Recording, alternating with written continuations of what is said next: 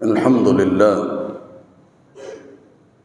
الذي أظلنا بشهر رمضان المبارك وفرض فيه علينا صيامه وسن رسول الله صلى الله عليه وسلم علينا قيامه ووعد فقال من صام رمضان إيمانا واحتسابا غفر له ما تقدم من ذنبه وقال من قام رمضان إيمانا واحتسابا غفر له ما تقدم من ذنبه والله لذو فضل على العالمين أشهد أن لا إله إلا الله وأشهد أن محمد رسول الله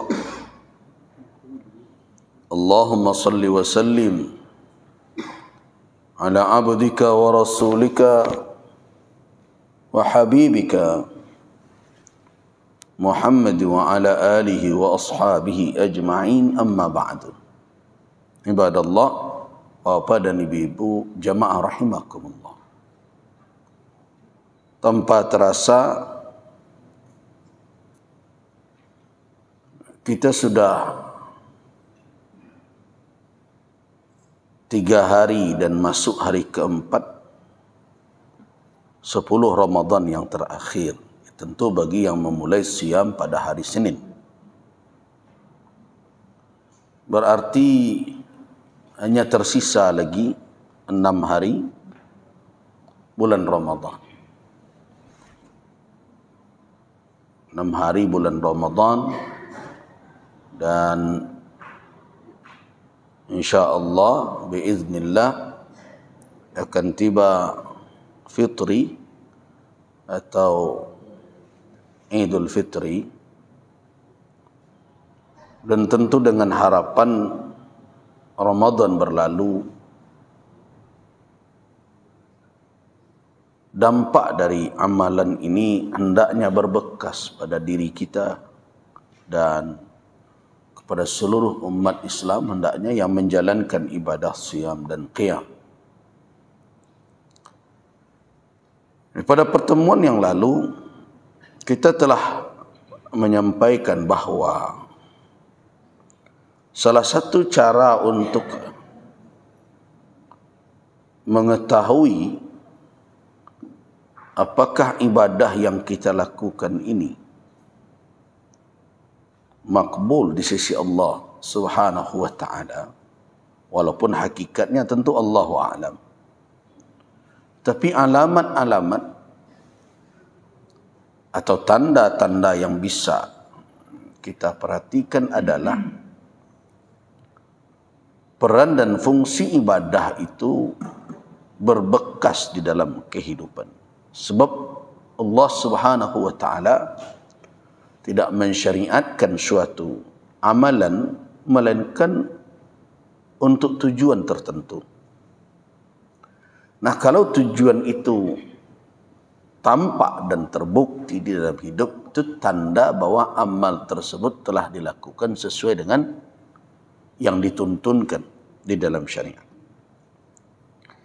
Nah, kalau maksud dan tujuan ibadah itu tidak berbekas, nah sebaliknya tentu itu menjadi alamat, menjadi tanda bahwa ibadah itu belumlah terlaksana sesuai dengan tuntunan syariat tersebut. Ya, seperti solat mencegah dari keji dan mungkar, tapi setelah solat orang berbuat keji dan mungkar juga. Pertanyaannya, solat hanya tadi itu.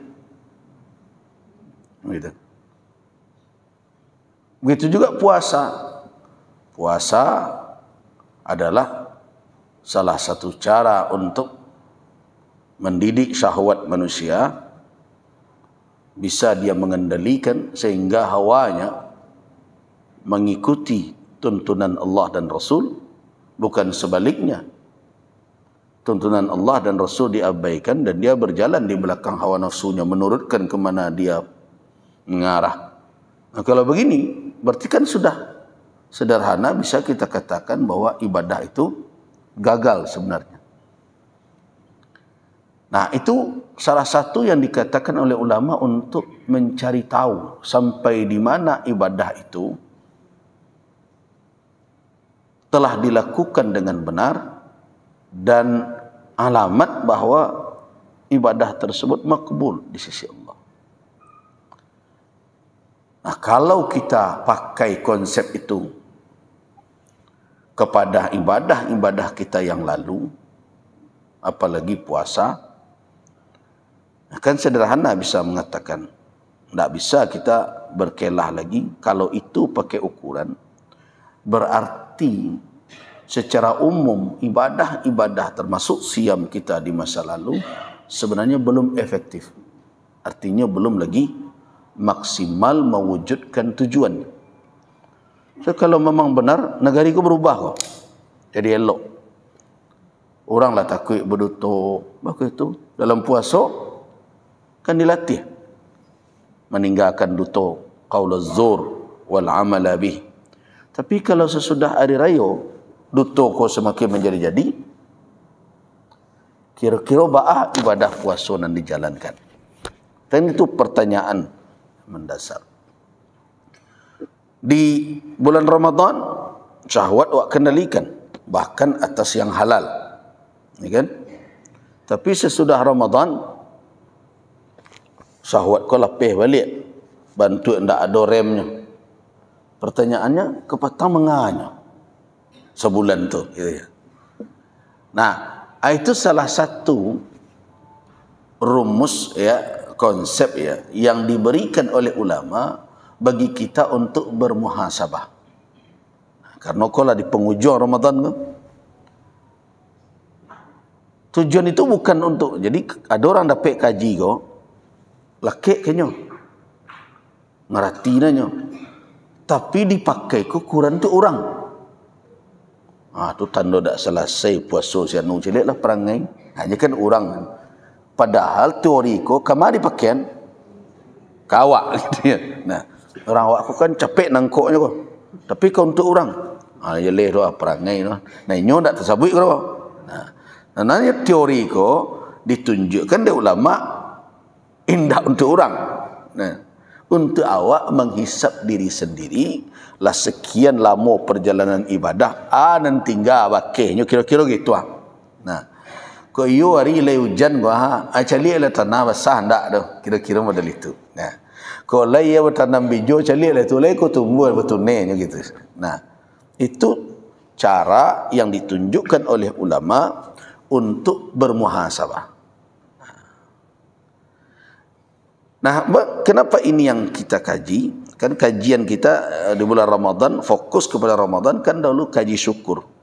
Nah, syukur kemudian nanti melahirkan adanya terbentuk furqan.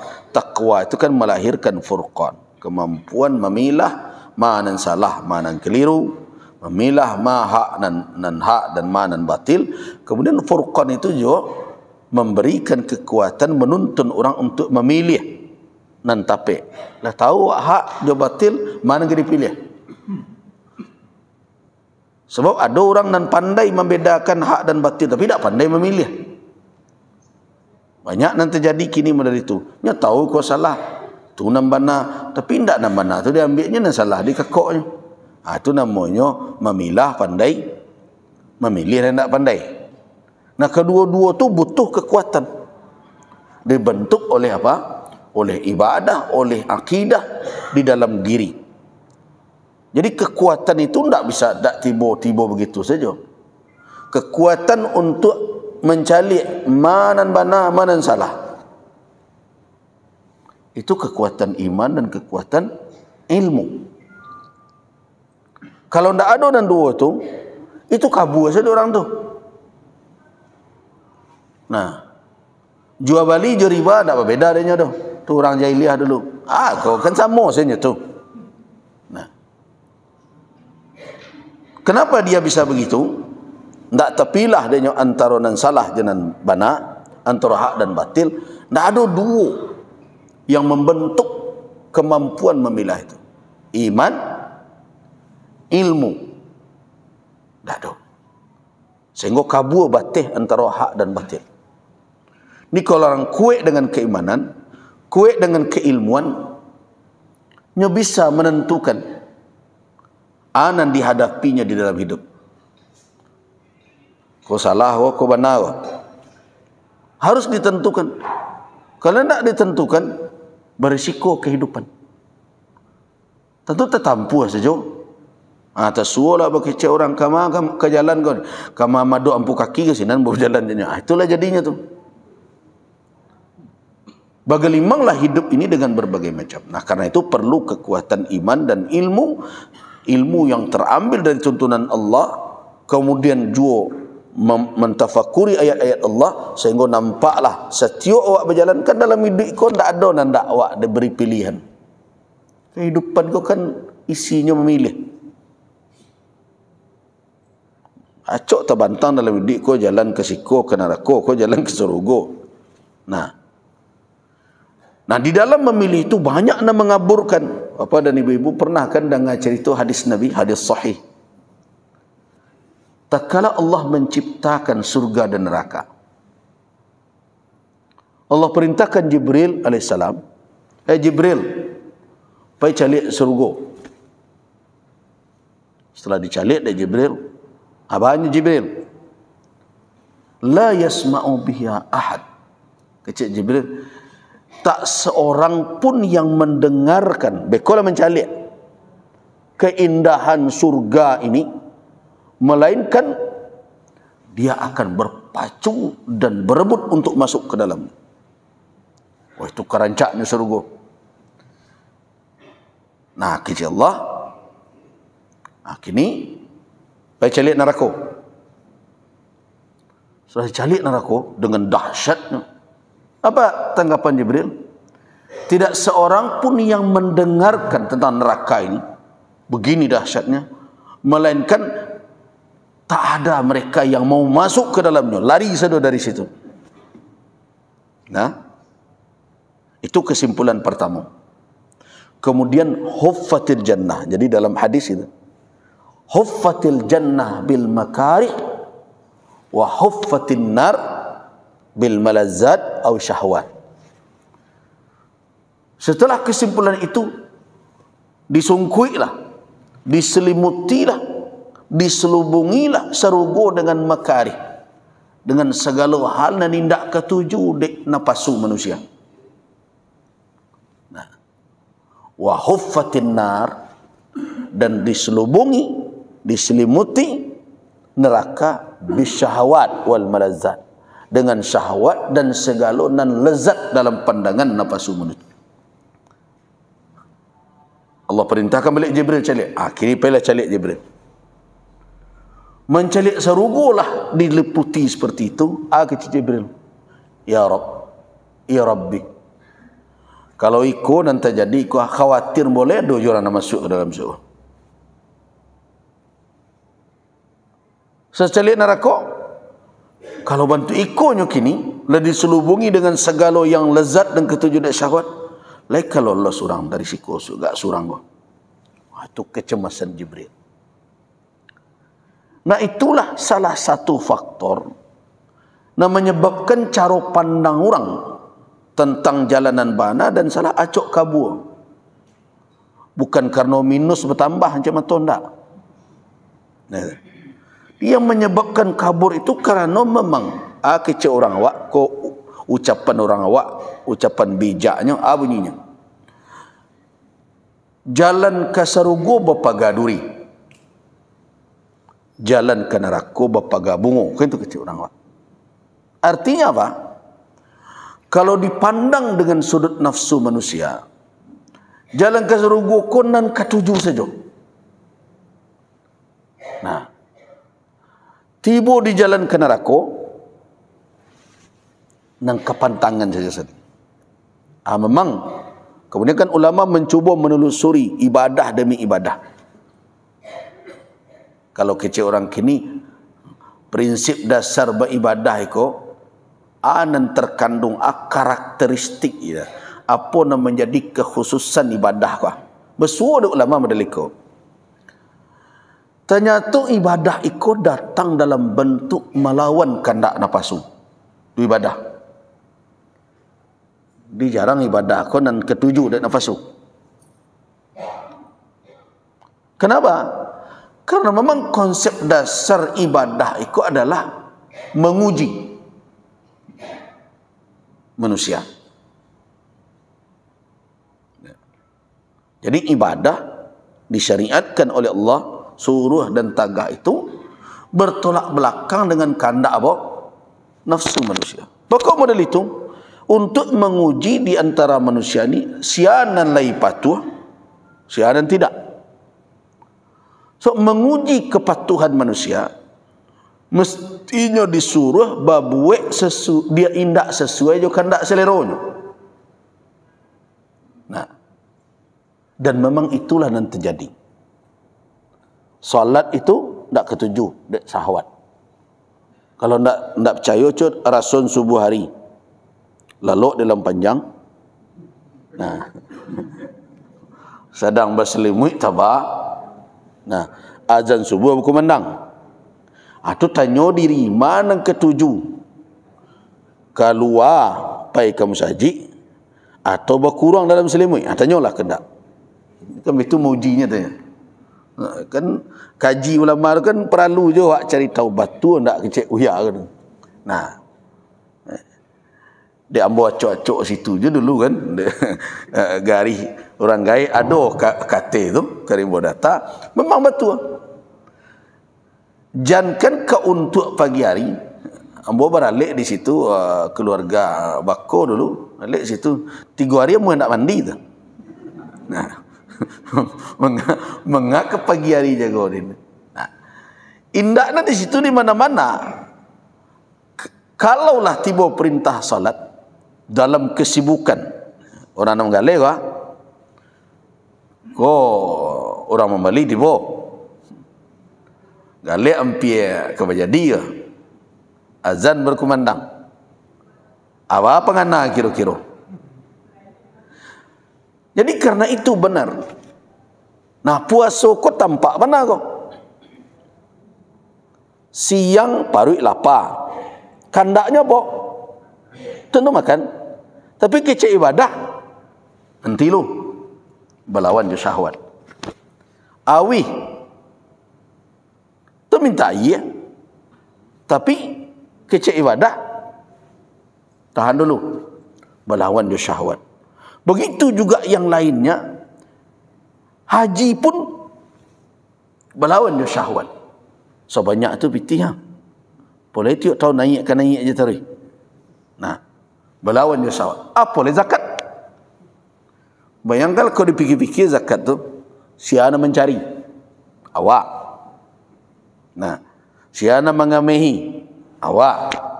Siana menyimpannya awak. Siana beresiko kalau jadi apa-apa awak. Tu tiba sebulan tak tahu jawab. Kira-kira ya kan tak tahu jawab. Kenal tidak apa tidak. Ada orang ngecen nyo susah na dah. Kemudian tiba-tiba dek kerana itu wak keluar dan punya awak dari awal tadi tu nang kecil awak punya awak gengnya. Coba tanya ke sahabat ketika itu. Sianyo bakok mendapat anda sinyo. Sahabat pasti ngecen lemak mananya dia. Nah, ndak ketujuh. Dari situlah jadi kalau dalam kajian ilmu usul fikih namanya itu istiqra namanya.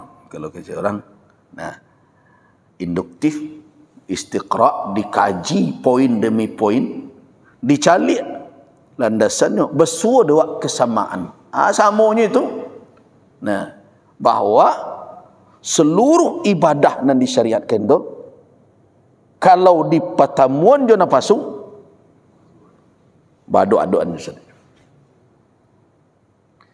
Nah, dadu nan seiring dah. Nah, pertanyaan selanjutnya untuk Allah membuat serupa itu. Di sekolah kalau orang mengaji kalau di kampus dikecek orang kok kaji awak kok kini kok kaji ibu kok lah tinggi kok. Namanya falsafatut tasri' namanya. Filsafat hukum Islam namanya itu. Nah, kan orang kadang hobi sebenarnya di dalam syariat awal lama kajian ko namanya hikmatut tasri'. Ada yang mengarang menulis buku itu Al-Imam Al-Jurjawi dan lain-lain menulis tentang itu hikmah. Tentu nampak yang dasar dikaji hikmah pensyariatan secara umum. Itu namanya adalah maqasid ammah, tujuan umum dari syariat, dan ada maqasid tujuan-tujuan khusus masing-masing ibadah. Abatamulah bahwa kesimpulan ulama, ibadah apapun yang disyariatkan tujuannya adalah ibtila. Ibtila itu artinya sebagai pengujian. Jadi ibarat melampih pisau ke batu asahan kau bagi orang yang beriman, diujinya. Tentu kalau ujian karakternya bukan nang ketujuh. Orang tahu patuh tak patuh jangan disuruh nang ketujuh. Bapak nak tahu ibu-ibu kau le patuh tak kawak pak. Jangan disuruhnya balik baju rayo. Kalau baju rayo disuruh, patuhnya sadonya kok. Tidak disuruh tak boleh baju rayo je ini. Waktu kalau perintah kau sesuai je kandak selero, awak tak tahu tingkat kepatuhan orang. Kalau ditunjuk oleh Allah. Tapi ketika perintah kau indak sesuai je kandak selero, di sini baru awak tahu. Yo lainnya dangan tak nasihat awak, petunjuk awak, yo lain patuhnya nak. Itulah yang diberlakukan oleh Allah Subhanahu wa taala kawan. Baru tampak kepatuhan itu ketika awak reda menerima keputusan Allah, tanpa awak timbang awak kau belabur risiko atau rugi.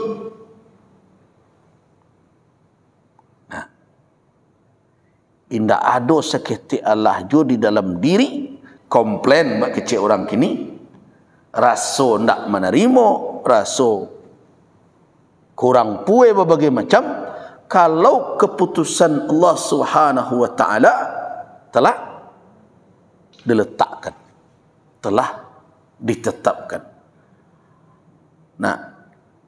Apa sikap orang yang beriman?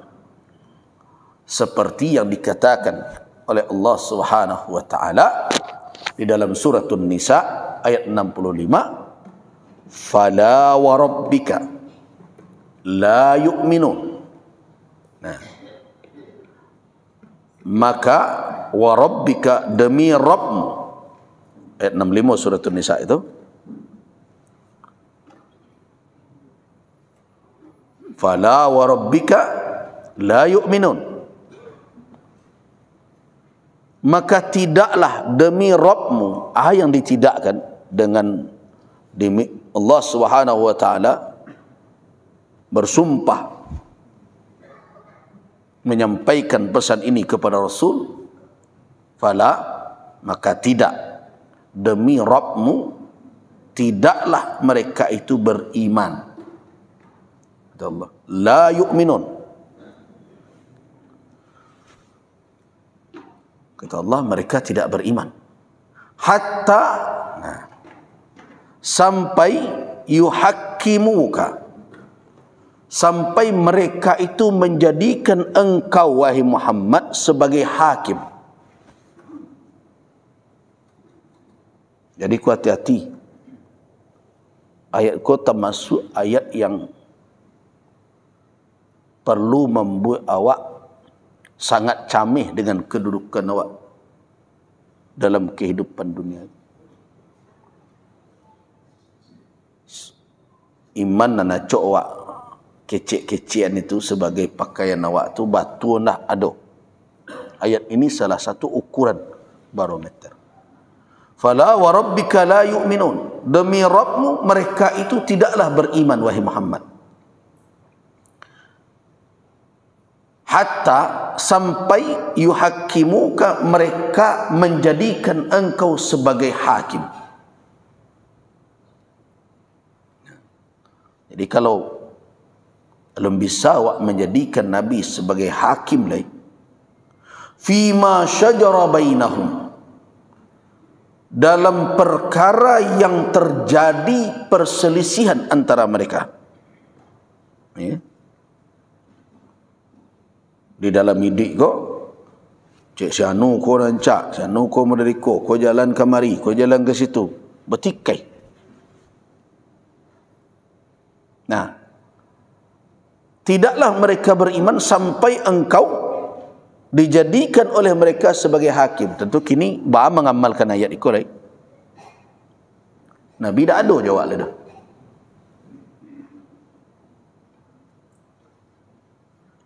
Sama jo ayat ati Allah wa ati Rasul wa ulil amri minkum. Taatilah Allah, taatilah Rasul dan taatilah ulil amri.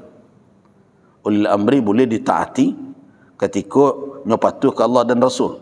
Kecil ulama itu makanya tidak diulang kata ati'u pada ulil amri. Ati'u Allah pakai ati'u, wa ati'u Rasul pakai ati'u. Kemudian tiba di ulil amri tidak pakai wa ati'u ulil amri dah. Tetapi wa ulil amri langsung saja, tidak ada sabit ati'u. Taatilah Allah, taatilah Rasul dan ulil amri. Nampak ada di situ? Allah tidak mengulang kata ati'u pada ulil amri. Di situlah ulama menambil isyarat bahawa taat ke ulil amri itu tidak mutlak. Nah, berkait itu.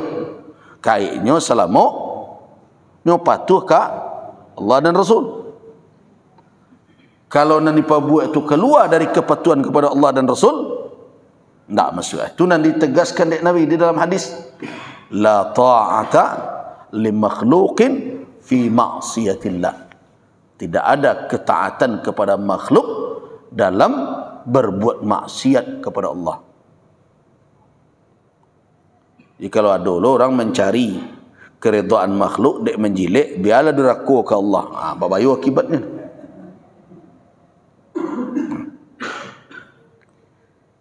Nah, pertanyaannya ba'acaru ati'ur Rasul kini. Rasul tak ada lagi. Jangan dibawa lo ke kaji lain. Nan Muhammad kan ada dalam diri. Jangan kaji itu lo. Orang ke situ painya dah. Bukan ulama tak tahu lo kaji itu. Tapi memang tak kesinan pasangnya doh. Hanya nak matikan jasadnya ni buya. Nan Muhammad sebenarnya dalam diri awak. Tak perlu kesinan dibawa dah tu. Beko berputar-putar saja kau. Ujungnya adalah kan tak selero sejadinya. Kan gitu. Kalau buya kau kajinya kulit-kulit saja kau. Kan ada orang itu. Hanya orang syariat tu. Kalau nak apa kau orang tarikat dan berhakikat kaji tu. Tu nan sabana kaji kan tu. Beko ujungnya ada orang menjawab pada itu tu.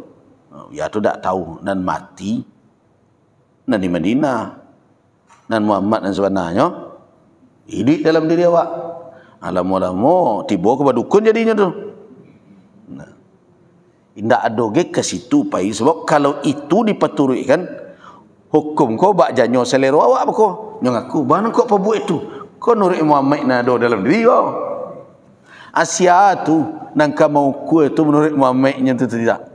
Itu nanacok terjadi. Kalau orang lah mengaji-ngaji ke arah situ tu, ujungnya adalah nyo bertindak sesuai je seleronyo. Bekonyo kecil kan. Siapa nyuruh mereka kah? Muhammad nak ada di dalam.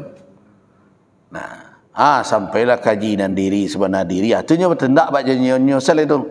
Solat tinggal dia tanya, "Bagus tak solat?" Buya tu bertanya, nyo tak tentu di mana tegak menyembah apa dan disembah, ada di persembahan. Kalau dan disembah itulah hendak berjarak jo awak dakik daripada rek li awak, kama ke dia don sembah le tahu dek buya tu kiblat dan sebenarnya, Kaabah dan sebenarnya di mana. Kalau kaji itu habis kamu kesadonyo. Bukan kami nak ngaji tu, tahu awak kaji tu. Cuma habis sadonyo pokok. Tu tak ada lagi. Yang ketujuh dibuatnya pada itu begitu. Tu kecik Muhammad dah di dalam. Aku tak solat. Nyo solat tak boleh bawa katu dah. Setiap dah tiap. Allah dah kek dari re'liye.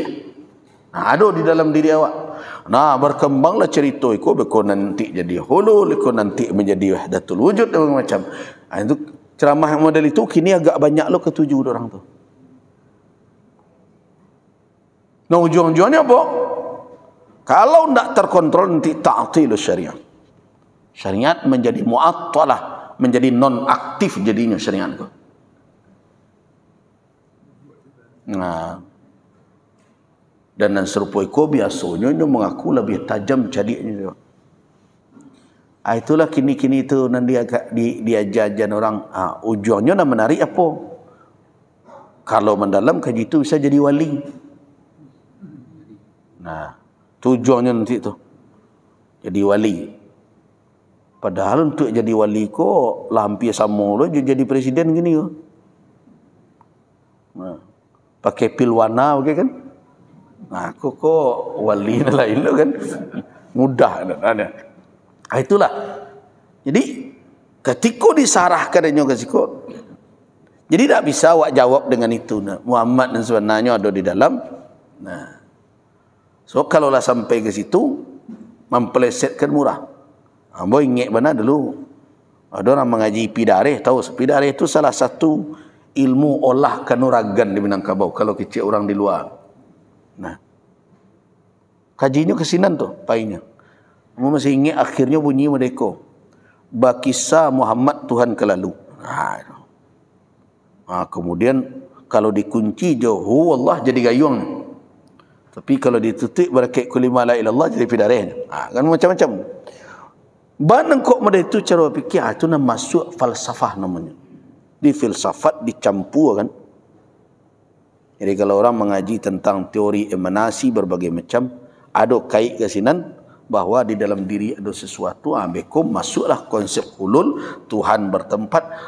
Lama-lama dan serupa mirip je kaji orang Nasrani. Itu tidak kesinan painya.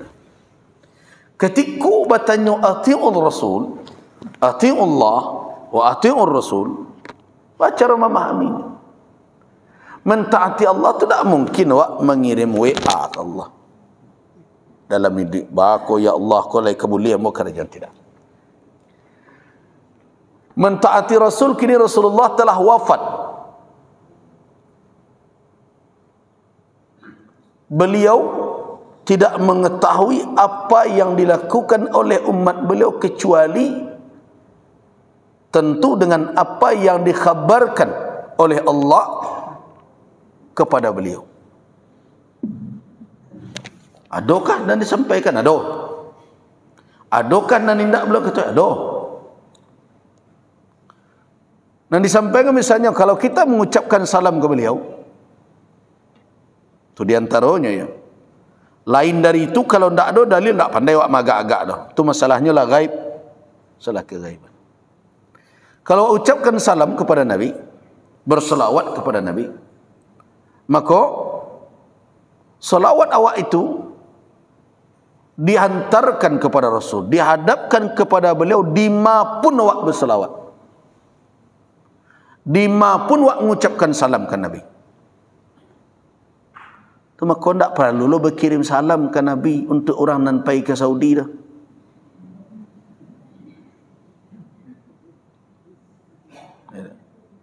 Kan ada orang hamba pergi ke Makkah, oh iya titip salam ke Rasulullah ya. Salam salah ada risiko. Kan setiap salat buat salam juga ke beliau. Assalamu alayka. Sampai tak tu? Sampai. Kalau tak sampai itu tak mungkin buat disuruh oleh Allah. Tak mungkin disuruh oleh Rasul. Inna Allah wa malaikatahu yusalluna ala nabi. Ya ayyuhalladzina amanu sallu alaihi wa sallimu. Kalau apa itu?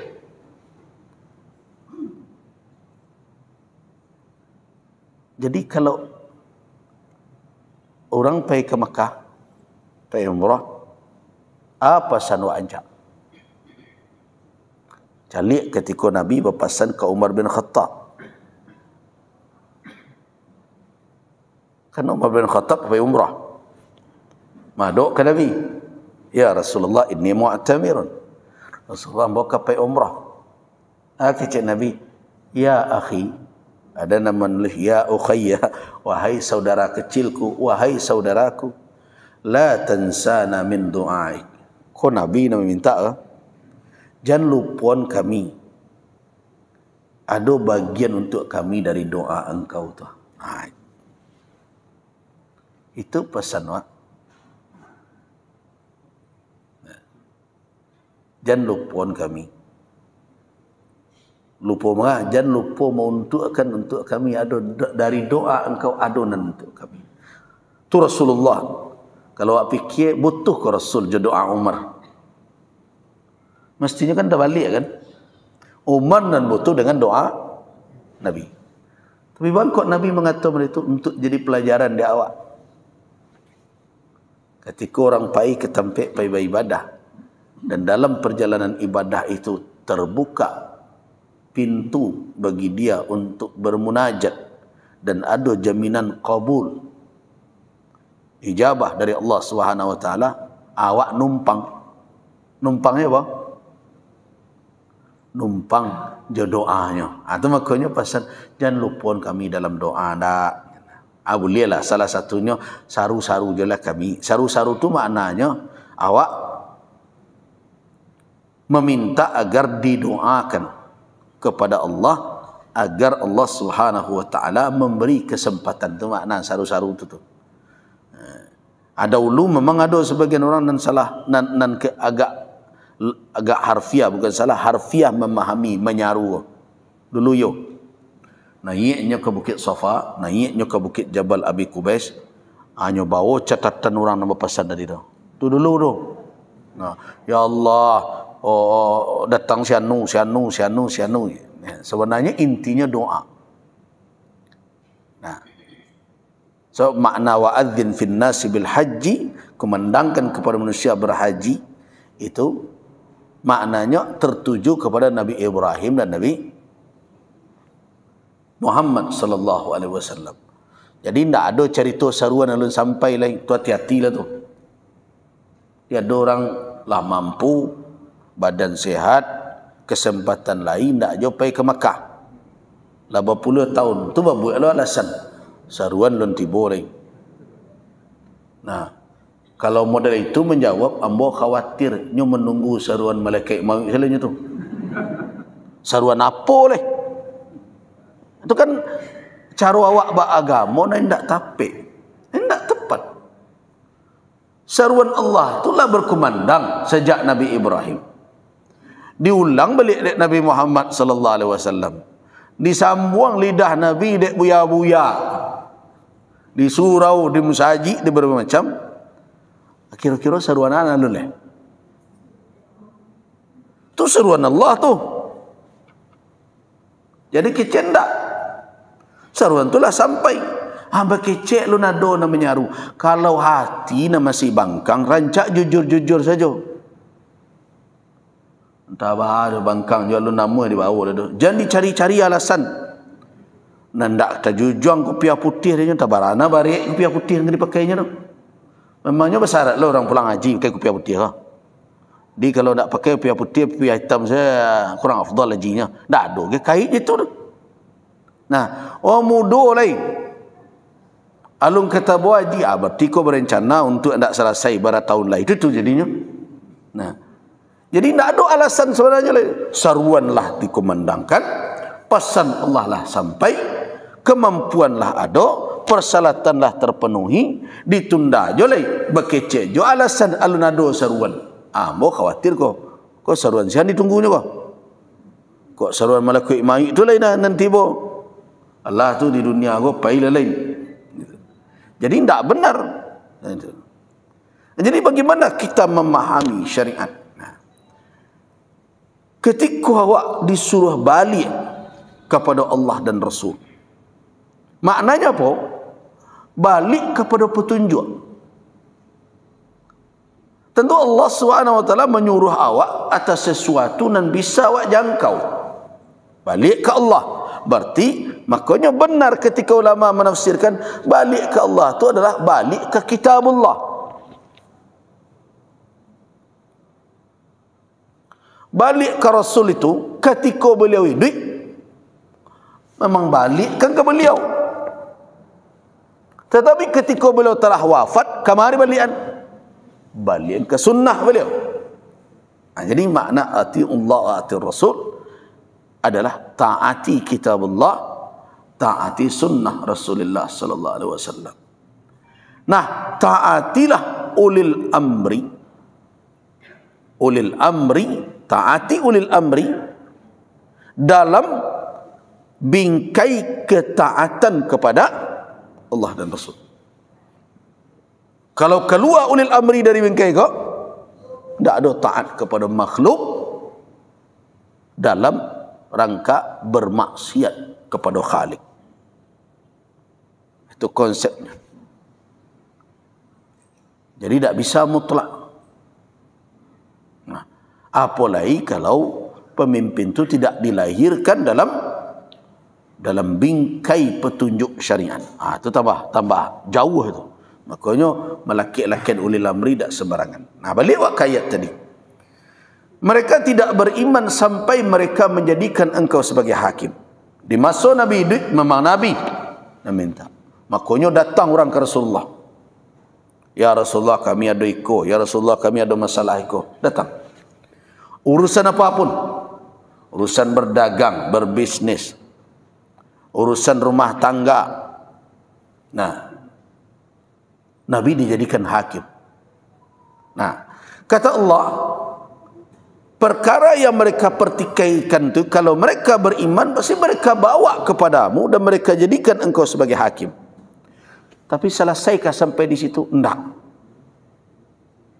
Setelah engkau putuskan perkara, thumma la yajidu, kemudian mereka tidak menemukan fi anfusihim, di dalam diri mereka. Artinya apa? Tidak merasakan di dalam diri mereka itu. Tidak menemukan dalam diri mereka, maknanya tidak merasakan. Yang tidak merasakan harajan. Nah, mereka tidak menemukan di dalam diri mereka haraj, ya, keberatan, kerumitan dari apa? Atas keputusan yang telah engkau letakkan itu. Itu orang beriman. Jadi kalau ada qala Allah wa qala Rasul, tidak ada anggap di dalam dirinya setiap Allah. Mimma qadait, dari keputusan yang telah engkau putuskan itu. Wa yusallimu taslima, dan mereka menerima, berserah diri dengan keputusan itu secara utuh, taslima, sabana-bana menyerah diri. Nah, itu hakikat keimanan. Tapi kalau kecek syarak iko, hati berkata je, wah, kok model itu. Nah, mereka tidak beriman. Kalaulah jalih keputusan syariat, maka orang yang beriman tak berkata hatinya lah.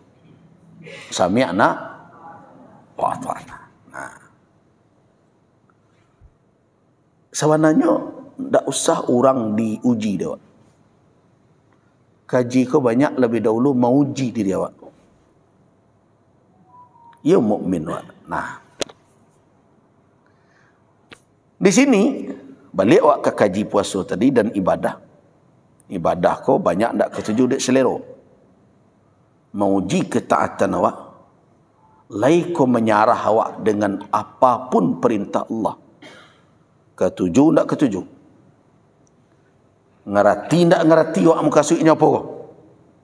Nah, kalau seseorang itu bisa menundukkan dirinya kepada perintah syarak, apalagi dalam pakaronan jaleh saleronya tak ketuju je itu. Nah, disitulah baru tampak keutuhan iman seseorang dan kesempurnaan taat atau patuh seseorang. Nah, itulah hikmahnya, makanya Allah datangkan ibadah dalam bantu nandak ketujuh di selero. So kalau batu orang itu taat, maka anan didurakainya. Kalau nyo turun seleronyo, durako kasihannya. ke Allah. Kalau nyo patuhi Allah, durako ke sianya?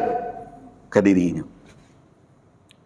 Jadi jangan heran kalau ada ulama mengecekkan ibadah itu kecenderungannya menyuruh awak mendurako ke diri awak sendiri. Kan itu nampak yang parah, nampak yang baik. Dan sulit dilakukan orang mendurhaka kepada dirinya, mendurhaka kepada syahwatnya, dan mudah dikerjakan orang apa? Patuh ke syahwatnya, durhaka ke Khaliknya. Tu banyak terjadi itu. Carilah di luar tu. Ketika nyo merampas hak orang, nyo durhakai Allah, nyo patuhi syahwat. Nah, kini ibadah dibalikkan di Allah. Cubalah setiap hari mendurhakai diri itu. Kenapa? Karena syahwat itu kalau nyo ditaati tarui, dari kuduk nyo minta ke kepala tu. Tu perangai syahwat. Syahwat dia gihnya bajolang, dia minta naik ke ubun-ubun. Bila nyo pueh, kecil Nabi bila pueh syahwat mati. Di syahwat tu baru ndak bakandak lagi ketika lah mati. Maka diingatkan dari Rasul, kalau adulah anak Adam ko punya wadiyani min zahabin, 2 lembah berisi emas, dari emas, labtagha salisa, nyo cari yang ketiga, wala yamlau jawfa ibni Adam, dan tidak akan pernah penuh rongga anak Adam ko kecuali kalau tanah isinya. Artinya apa? Matinya baru syahwat dak berkandak. Nah, ibadah keseluruhannya datang dalam bentuk menyuruh manusia mendurhaka kepada diri. Jangan turun kandaknya. Nah, tetapi konsep ibadah di dalam Islam bukan berarti membunuhnya. Itu bedanya dengan yang lain. Bukan berarti menghabisinya, tetapi mendurhaka kepada diri dalam waktu-waktu tertentu. Tujuannya apa? Supaya syahwatku indak melonjaknya. Itu tujuannya. Syahwat tadi indak melonjaknya. Kalau bahasa awak, indak basilan tehangannya. Kalau kami solok nyebut indak main keengkek perangainya. Kan biasanya semua kita diagis kita dia minta iko, sudah itu ada je cik lain. Nah, melonjak ikolah dan berbayuk. Kalau dibiarkan dia melonjak atau berbuat sekehendaknya dan dipatuhi kehendak itu sadonyo, rusak diriku secara keseluruhan. Nah, ketika manusia dikuasai oleh syahwat itu, kok kaji kok hilang sadonyo. Dah ada artinya dia. Ibadah dan sebulan gua habis itu.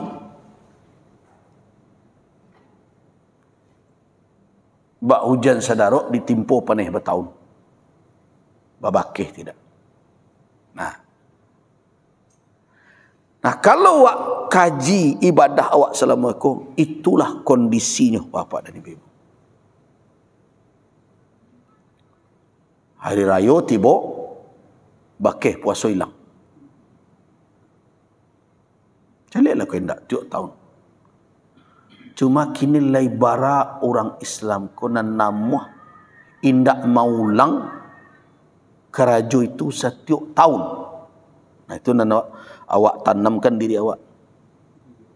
Nah, jangan dirurang beko. Dia awak lu. Kaji kau untuk orang taruh itu luar apa kau tu. Kini kau untuk awak dulu. Jangan ndaknya kerajo serupa iko dan setiap tahun Ramadan datang saya itu nyepai. Nah, nan terjadi apa? Serupa hujan sadarok ditimpa paneh bertahun. Jangan kebakih hujan tu nampak rumput-rumput dan hijau kariang saja. Dan itulah yang terjadi perumpamaan realita ibadah siam dari tahun ke tahun. Bantu ndak tinggal seketika laju. Bahkan di 10 yang akhir, bekolah wak bicara setelah rayo.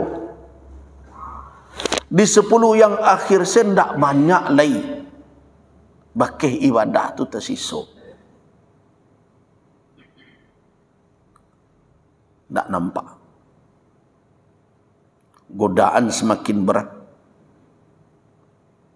Antara tradisi Rasulullah dengan perilaku umat di 10 terakhir tu bak siang jo malam. Perhatian anda ni. Dan paling berbahaya kini kau adalah tidak sedikit orang yang merasa berinovasi dan islami, tapi tidak tahu dengan fungsi dan peran 10 akhir Ramadan serta kedudukannya di dalam syariat Islam. Banyak tidak tahu. 10 yang akhir Ramadan itu kan memang hari-hari yang sangat istimewa. Kenapa? Tidak ada Nabi meninggalkan kebiasaan beliau setiap tahun. Setiap tahun setelah syariat kau diturunkan. Ibadah di bulan Ramadan. Setiap tahun kalau 10 yang akhir itu tiba, Nabi SAW memenjarakan dirinya di rumah Allah. Ambo pakai istilahnya adalah memenjarakan diri. Supaya terasa dia karena mendengar penjara aku kan hati wak selera wak lari yo. Nah, siapa nak masuk penjara? Di bulan Ramadan kau orang yang beriman masuk penjara dengan kesadaran. Itu makanya apa definisi i'tikaf? Kalau ngaji secara fikih, kecil ulama i'tikaf itu habsu nafsin fi baiti min buyutillahi liyataqarraba fihi ila Allah azza wa jalla bima syarra'ahu lillahi ta'ala. Yang dikatakan i'tikaf adalah habsu nafsin, memenjarakan diri, menahan diri, fi baitin min buyutillah, pada salah satu rumah Allah. Ada pertanyaan tadi, kalau rumah Allah berarti apa saja yang masuk dalam hukum rumah Allah, hukum masjid masuk di dalam cakupannya itu. Terserah awak menamakannya musalla, awak menamakannya surau, ada yang menamakannya langgar, terserahlah. Selama ketentuannya masjid, apa itu masjid? Itu makanun mu'addun makhsusun, tampik dan disiapkan secara khusus lituqama, untuk didirikan fihi, di tempat itu salatan jamaah, salat berjamaah. Lapih mau Jumat atau tak Jumat di situ tak menjadi syarat, tapi jamaah, salatul jamaah lil muslimin, untuk orang Islam, bukan untuk awak bertiga beranak sen. Karena dulu kok dibuat di dalam rumah awak ke ruang stek. Nah, tu awak sudah bisa sinan orang mah bisa masuk situ. Nah, selama tampik itu mu'add, disiapkan secara khusus, tak lapih, berdinding berbagai macam, untuk lituqam, untuk didirikan fihi, di dalamnya apa? Salatul jamaah, salat berjamaah di situ, lil muslimin, untuk orang Islam nan banyak. Maka fahuwa yu'tabar, itu dipandang sebagai masjid. Nah, terserah awak mau namakan musalla, mau namakan apa, itu masjid hukumnya tu. Karena itu masuk surau awak, masuk musalla awak, walaupun disebut musalla namanya, ada tak tahiyat masjid? Ada.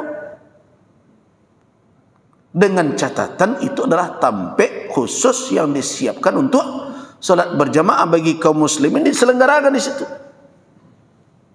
Jadi kalau ditanya, boleh tak i'tikaf di situ? Ya boleh. Tak ada halangan. Walaupun nanti ulama mengecehkan beriktikaf di masjid yang dilaksanakan Jumat di situ afdal dibandingkan yang tidak dilaksanakan Jumat. Apa penyebabnya kayo? Karena kalau nak beriktikaf itu orang laki-laki, tiba waktu Jumat, ndak mestinya keluar meninggalkan. Itu makanya afdal di masjid dan didirikan Jumat. Sehingga nyo bisa utuh ndak keluar-keluar. Karena kan orang yang beriktikaf tidak boleh keluar dari tempat iktikafnya, melainkan karena hajat basyariah, hajat kemanusiaan. Tersasaknya buang air, tak mungkin di masjid. Nah, pengennya makan, tak ada dan tak mungkin di masjid. Pai-pai makan saja. Tapi tak pergi ke kafenya, mau talo, steak itu tak. Makanya orang dulu kalau menunjukkan beriktikaf, berjalan saya, dia turun orang menakut.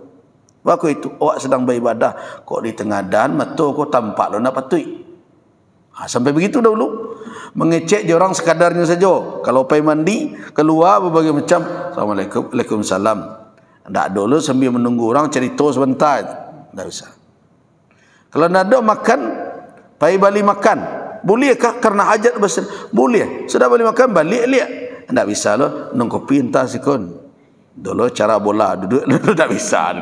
Nah, jadi memang orang itu habsu nafsin, mengurung dirinya, tu macam memenjarakan dirinya fi baiti min buyutillah. Jadi lah terjawab pertanyaan koko. Boleh selama tempat itu memang disiapkan untuk salat berjamaah bagi kaum muslimin. Itu hukumnya masjid itu. Namo administrasi kau kan ndak menyangkut dah kau. Sama je apa. Kalau provinsi punya, namanya Masjid Raya. Kalau kota kabupaten punya, namanya Masjid Agung. Dah sarah lah mau raya, mau agung, mau jami', mau apa, jadi itu masjid tu. Nah, itu baku ada itu. Itu kan administrasi saja. Nah, supaya wah ujung-ujung kan piti lah tu. Ya, rumit wah kalau cerita itu tu. Hukum syarak tak sampai ke sinan dah tu. Awak membuat klasifikasi berbagai macam, ujung-ujungnya anggaran lah, naniko lah, nanito lah. Jadi di dalam syaraknya masjid itu. Oh, musalla dekat rumah awak, dipakai nak salat berjamaah ada orang banyak? Pakai. Taruh dah rutin. Memang itu nak disiapkan. Iyo. Ya sudah, masjid. Boleh i'tikaf di situ? Boleh. Abang dan ulama mengecekkan rancak di masjid jami'. Masjid jami' itu masjid yang dan dihimpun orang banyak dan mengelolanya, dan biasanya di masjid jami' itu didirikan jamaah Jumu'ah, salat Jumu'ah, salatul Jumu'ah didirikan. Abang kok dikecekkan afdal di situ? Kalau tiba waktu Jumat, orang nak i'tikaf bisa langsung melakukan di situ. Tapi kalau nya ditampik hendak didirikan Jumat di situ, mau tak mau bagi laki-laki, nah salat Jumat itu kan fardu ain bagi laki-laki kalau dia muqim, dia tidak ada uzur. Nah tentu pasalnya keluar dari tempat i'tikaf itu, makanya dianjurkan afdalnya di masjid dan didirikan Jumat di situ. Nah 10 yang akhir, kalau wak calik dari cerita, jadi ada ibadah apa dari ibu dan menarik dari ibadah i'tikaf. Ibadah i'tikaf kau ibadah nan secara qaul, ya. Dari sisi dalil syariat dalam bentuk qauli, dalam bentuk perkataan Nabi, itu lebih sedikit dibandingkan daripada berita yang disampaikan oleh sahabat perbuatan Nabi. Jadi hadis fi'li lebih banyak dari qauli. Ada ibadah dan hadis qaulinya, ada fi'linya nak muncul. Jarang. Contoh duha. Qaulinya ada, fi'linya hanya muncul ketika penaklukan kota Makkah, hadis Ummu Hani. Nah, Nah, tetapi i'tikaf kalau awak pelusuri tentang i'tikaf Nabi, ana masuk ada awak banyak hadis fi'ali. Nabi melakukan tanpa banyak memerintah dan mengecek. Beliau pabuik saja. Nah, ini amalan ini yang menarik. Dan itu beliau lakukan setiap tahun, tidak absen. Bahkan pernah ada di satu tahun beliau tidak sempat beriktikaf di akhir Ramadan. Tak sempat beliau. Beliau ganti iktikaf tersebut. Beliau ganti ketika di awal bulan Syawal. Nah, itulah makanya dasarnya ulama fikih mengecekkan apakah iktikaf itu hanya di bulan Ramadan saja? Jawabannya tidak. Ada dalilnya, minimal ada 2 dalil. Yang pertama adalah dalil Nabi tidak sempat i'tikaf di Ramadan, beliau i'tikaf di asrul awail, di hari 10 hari pertama bulan Syawal. Walaupun sebenarnya mengecekkan itu kan mengqadha tu, terlepaslah itu tapi terjadi di bulan Syawal. Nah, sehingga orang memahami i'tikaf boleh kapan saja. Ditambah dengan hadis Umar bin Al-Khattab yang melaporkan Nabi, ya Rasulullah, ambo pernah beriktikaf, bernazar untuk beriktikaf sehari di Masjidil Haram. Kata Nabi, aufi binadhrik, penuhilah nazar engkau. Kolona menjadikan alasan bagi ulama bahawa iktikaf tu tak mesti lo sebulan, tak mesti lo 10 hari saja. Nah, jadi ada kadar minimalnya. Nah, di situ terjadi ikhtilaf, perbedaan pendapat. Di dalam mazhab Syafi'i dan juga pendapat sebagian dari mazhab Hambali, bahkan ini yang difatwakan dalam mazhab, bahawa i'tikaf itu kadar minimalnya adalah sejenak. Boleh. Itu cuma kaji ko kalau dibantang model ko, orang awak nan ujung ko siya nan takanawa nan sejenak ko ako nan rumi wadanya. Pada awak menjalikan abeko kalau dikecian jangan sejenak saya diambil. Aduh lo jauh dia tu. Nah awak kan santiang. Yo kalau ndak penuh kate penuh ke bawah lah biar. Kan iko lo kaji. Keluar lo hadis Melayunya gitu. Nah. Kalau ditanya Pak Yobana kalau urusan ibadah penuh ke bawah. Tiba urusan dunia pantang ke bawah. Jangan kan ke merugi podo saya nak mau gitu ya. Nah, jadi kau merumi kadang-kadang itu sebenarnya diberikan hukum seperti itu.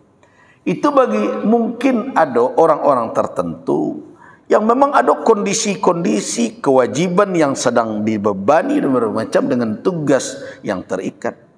Nah, diberi ruang mereka dan hendaknya kalau tidak bisa 10 hari sehingga sama sekali tidak.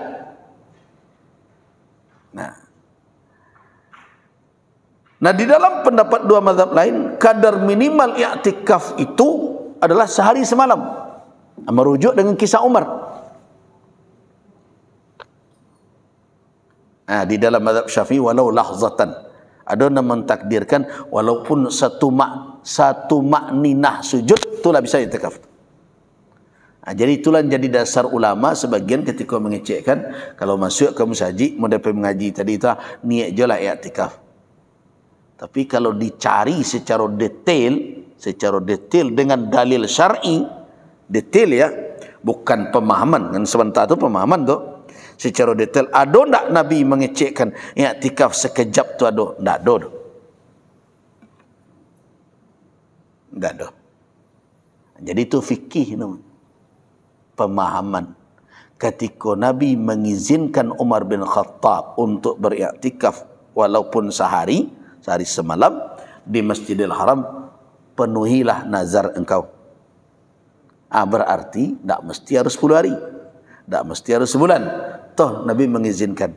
Nah, kemudian apakah batasan sehari yang dikecekkan oleh Umar itu menjadi pembatas minimum, ikon yang difahami oleh mazhab Syafi'i dan lain. Tidak.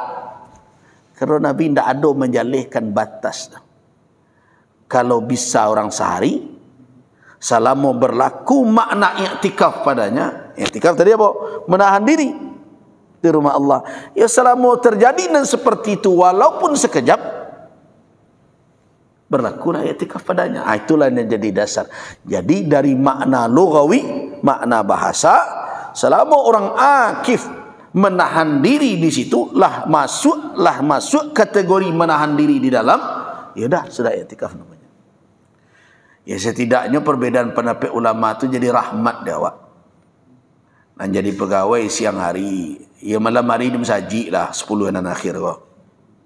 Nah, ya Nabi menyelesaikan sinetron juga lah tu. Nah, kemudian antian lah tu sebentar bi hari dek TikTok ya, WA.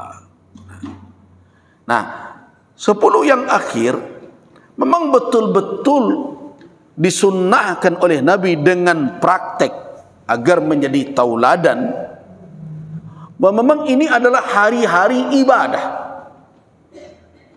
Salah satu hadis yang populer adalah hadis Ummul Mukminin Aisyah radhiyallahu anha.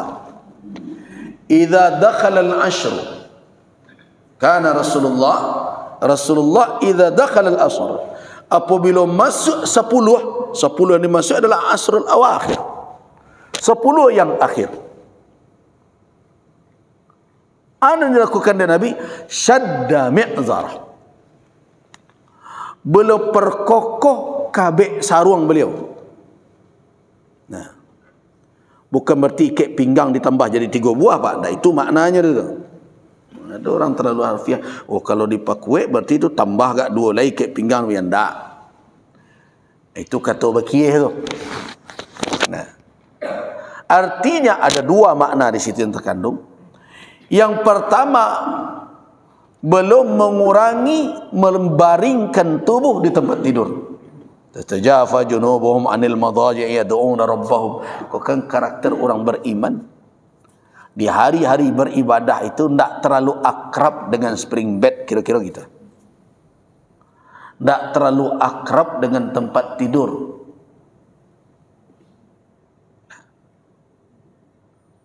Artinya bertanggang. Tanggang kau kan tak barik dia ibu dapat apa? Tidak. Banyak orang nan rajin bertanggang. Masalahnya nak enggak barik bertanggang untuk apa? Itu nak enggak barik. Tanggangnya tak barik dah. Tahu nak ibu? Hari Ahad malam, Abu Jamrah tiba di Padang. Heran mau mencelik Padang. Bayangkan sudah ceramah di surau. Nah, baru mau ke Padang. Lah jam 10-an yang sebenarnya jam 1. Bahkan khawatir ambo ndak sahur. Khawatir beku kan kami ansu seketik sahur sebelum lalu. Karena latih dari pagi berkegiatan, jam 2-an lah tiba di Padang. Khatib Sulaiman tu rami. Tumbuh kecian. Malu susah bertanggang kau. Jadi lah tu tu. Tak tanggung raminya dah. Jadi nambarik ndak bertanggangnya dah. Nambarik untuk apa bertanggang? Dalam hadis Nabi itu. Yang pertama adalah beliau tidak akrab dengan tempat tidur. Kalau lah masuk 10 dan akhir, makna syadda mi'zarah. Yang kedua, Pak, tidak lagi melampiaskan syahwat beliau dalam hubungan seksual. Itu makna yang kedua. Beliau kurangi, bahkan sementara mungkin di hari-hari itu beliau hentikan dulu sementara. Nah, jadi tidak lalu. Kemudian mengapa beliau hindari itu? Wa'takafa, dan beriktikaf Nabi. Hadis Aisyah ini menggambarkan bagaimana kehidupan Nabi di bulan Ramadan di 10 yang akhir. Dan bahkan kalau cari dalam hadis lain, hadis Jabir, Nabi SAW pernah beriktikaf di awal Ramadan. Kemudian lanjut di 10 awal, selesai 10, nyambung 10 pertengahan. Kalau 20 hari Nabi iktikaf tu, sudah 20 hari beliau keluarkan kepala beliau dari balik kelambu beliau, kelambu iktikaf Nabi. Kira-kira di situ posisinya kini tentang pak kini itu. Makanya kalau masuk ke Raudhah di Masjid Nabawi, ada di tonggak itu tertulis namanya Ustuanatus Sarir namanya. Tonggak tampik lalok, sarir tu tampik tidur. Nah, disitulah Nabi dulu kalau iktikaf menggelar tikar dan mendirikan qubbah. Qubbah itu sejenis tenda untuk beliau beriktikaf di dalam. Jadi beriktikaf dengan kelambu itu tidak bid'ah dah. Boleh. Tujuannya supaya jangan terlalu banyak diganggu oleh situasi di luar. Cuma dek sebagian orang awak adalah kelambu kau kalau dipakai supaya aman lalu ada tempat ada orang adalah model itu. Jadi tidak jadi iktikafnya dah. Nah, jadi setelah 20 hari beliau keluarkan. Kecek beliau. Aku telah beriktikaf di 10 yang awal. Mencari sesuatu. Yaitu Lailatul Qadar. Waja'ani Jibril. Kecek Nabi. Datang Jibril kamu berkata, hai Muhammad, nang kau cari tidak ada di 10 yang awal tu. Ada di muka. Itu 10 awal tu.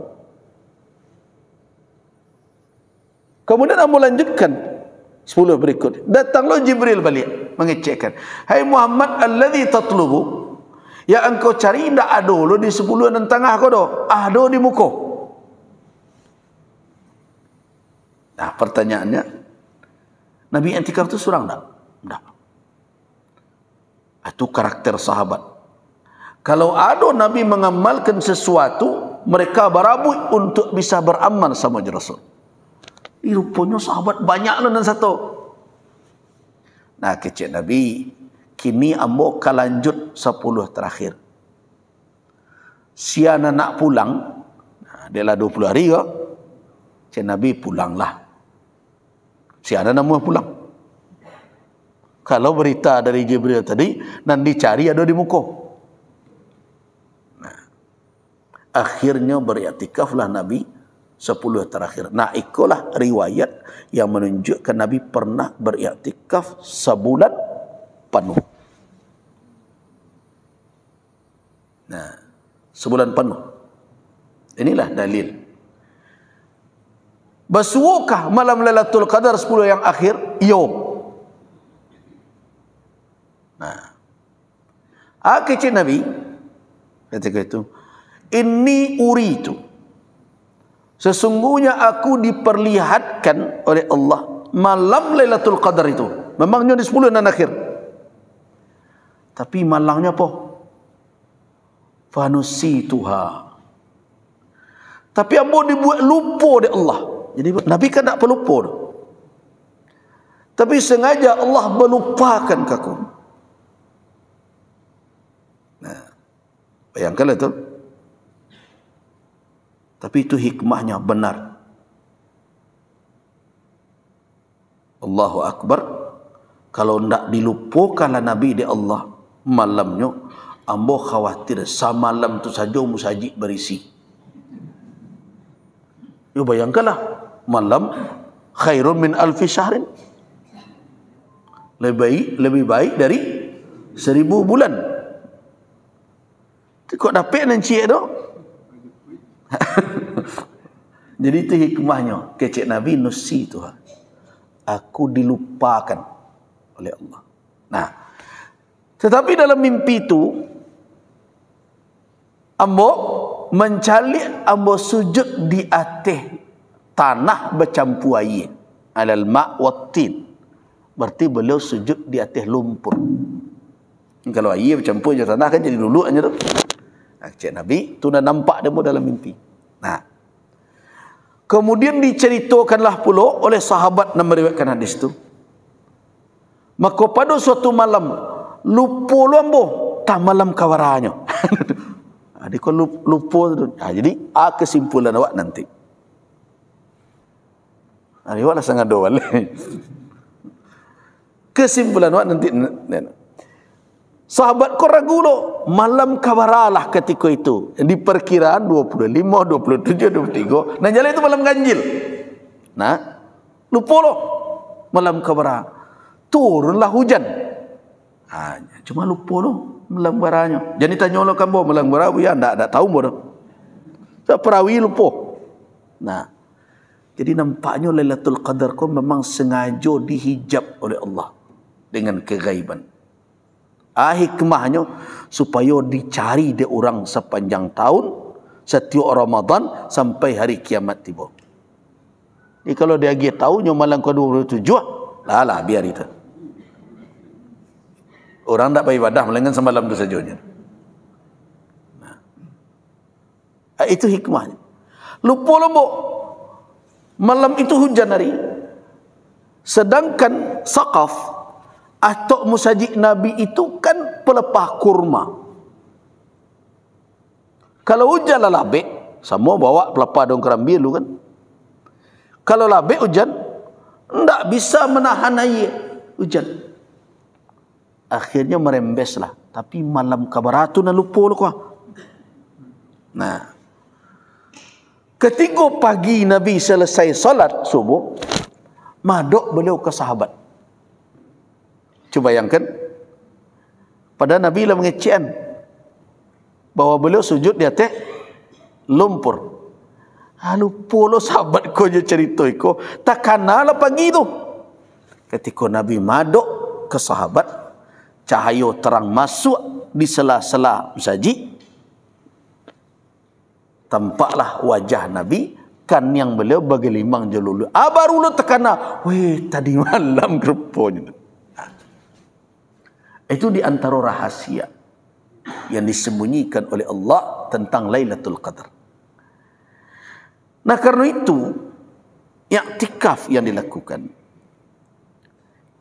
memang itu dituntutkan oleh Rasulullah untuk mengintai malam itu.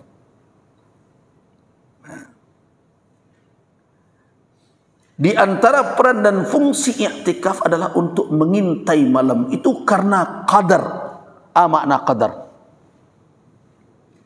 Qadar kan ada beberapa makna. Qadar itu adonan takdir, ukuran. Bairi yang biasanya dia qada. Qada dan qadar. Tapi makna qadar lain apa?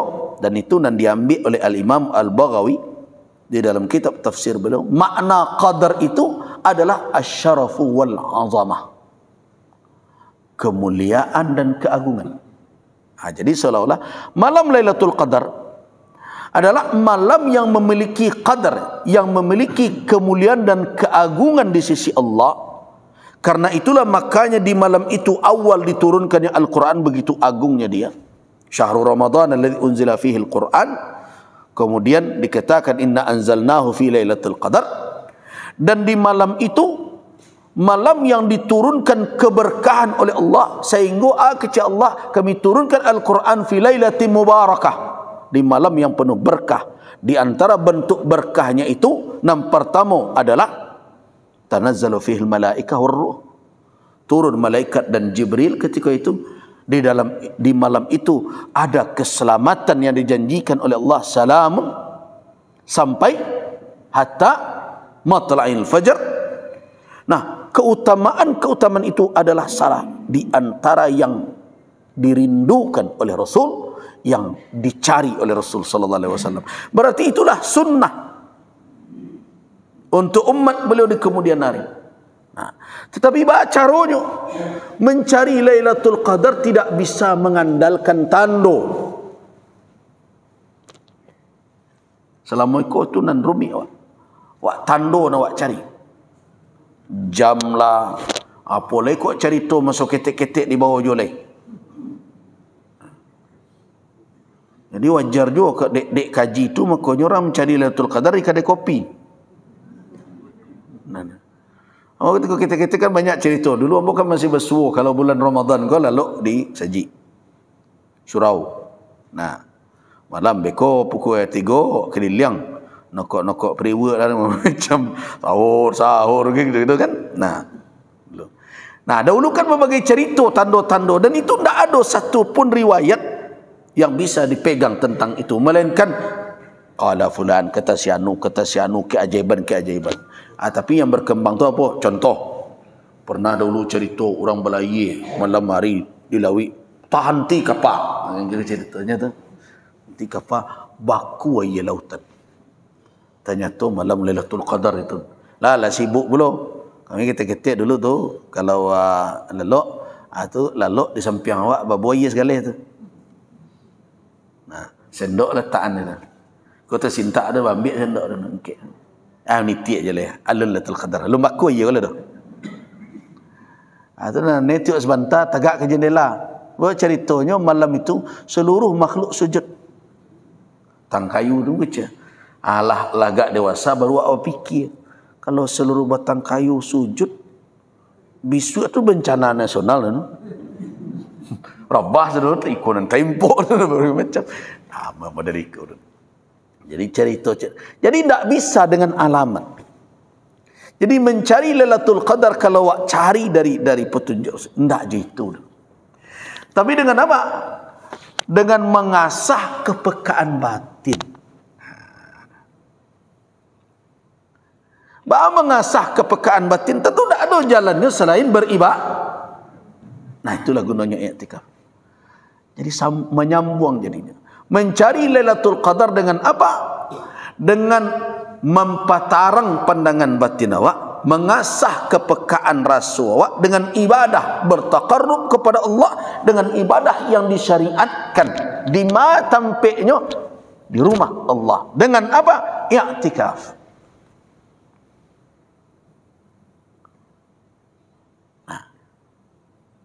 Nah, kalau orang mengetahui nikmat besar, tuntunan yang hebat ini, maka efek dampak dari ini sangatlah akan besar sekali. Kenapa?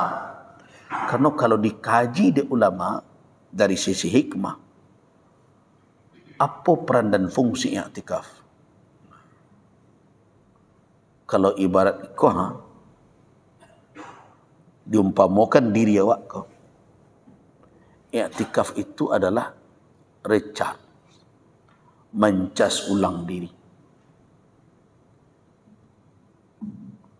Jadi orang keluar i'tikaf kau segarnya sebenarnya balik sebagai hamba Allah. Kenapa? Karena kalau sepanjang tahun awak bau diri awak di luar tu, tak ada yang selamat dari dunia kau. Tak usahlah sombong, mau buya awak, mau sian. Tak usah jumawa kecil orang sebarang. Tak usah merasa hebat, merasa pede. Sian dan tidak terseret dengan dunia, tak ada. Mau buya gadang, mau ketua MUI, awak tak perlu. Tak bisa jadi andalan itu. Dunia kau barik. Susah awak. Makanya Cik Ali bin Abi Talib ketika meranum memikirkan baat dunia, mengitari beliau, ya dunia ghurri ghairi, wahai dunia na lainlah goda lain, laqad talaqtuki talakan ba'inan la raj'ata fi. Wahai dunia, ambo kalau jatuhkan talak ke kau, talak 3, talak bain tak akan rujuk gelai dot. Begitu. Jadi berat. Nah, memang salah satu cara untuk awak bisa memahami bagaimana beratnya ini, memang ada saatnya awak harus melepaskan diri. I'tikaf itulah. I'tikaf itu kan sama sekali memang berusaha untuk awak berada di dunia, tapi dunia tidak mengungkung awak. Itulah latihan. Sehingga ketika selesai i'tikaf dia keluar dari rumah Allah, yang menonjol dalam dirinya adalah kehambaan. Jadi i'tikaf itu sebenarnya membalikkan awak, hidup awak ke on the track namanya. karelnya balik. Ketika di luar, terseret ke mana-mana. Ketika awak beriktikaf, amalan iktikaf, satu, melakukan amalan-amalan yang difardukan oleh Allah. Yang kedua, menambah dengan amalan-amalan yang disunnahkan oleh syariat, berupa salat, zikir, tilawatul Quran, dan fardu kewajib. Kemudian amalan i'tikaf adalah bermuhasabah, untuk melahirkan rasa sesal atas kesalahan, keterlanjuran selama itu, dan bertaubat kepada Allah Subhanahu wa taala. Sebab taubat dan hakiki sebenarnya kan diawali dari sasa dulu. Awak kan acok membaca istighfar untuk meminta ampun, tapi tidak jaleh dan dimintakan ampun. Sudah dengarlah tak? Astagfirullah. Ada yang salah ni Pak. Tak ada tu bakal istighfar. Bukan tak apa pahala, bukan tak apa faedah. Tetapi itu tidak taubat. Tapi itu adalah doa dan zikir. Kalau kita ingin istighfar itu bermakna taubat kepada Allah, istighfar itu harus diiringi dengan apa? Dengan dua pengiringnya sebelum itu tiba. Yang pertama an-nadamu, yang kedua al-azmu. Menyasa dan tekad tak mau ulang balik.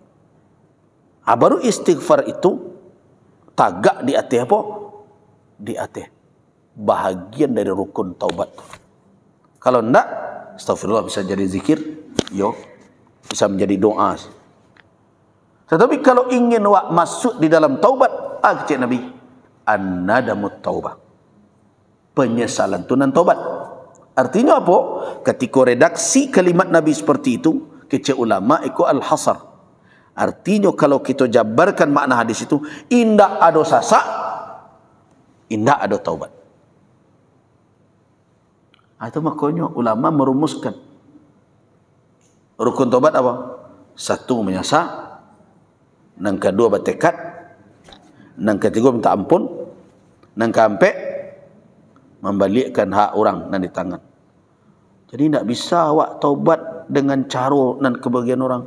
Aduh, astagfirullah, di godaan dahulu tu atau salah memakai kaji, ambil dan elok tinggal 6 buruk, keluar masaji, terompa elok di bawah, 6 buruk ditinggal, undi kuyola tolonsong sasa kuah, astagfirullah, nyasa, indak kamu ulang lek do, tapi nan terompa nama ambil tu di kaki yo, itu kan tak ada taubat namanya dah.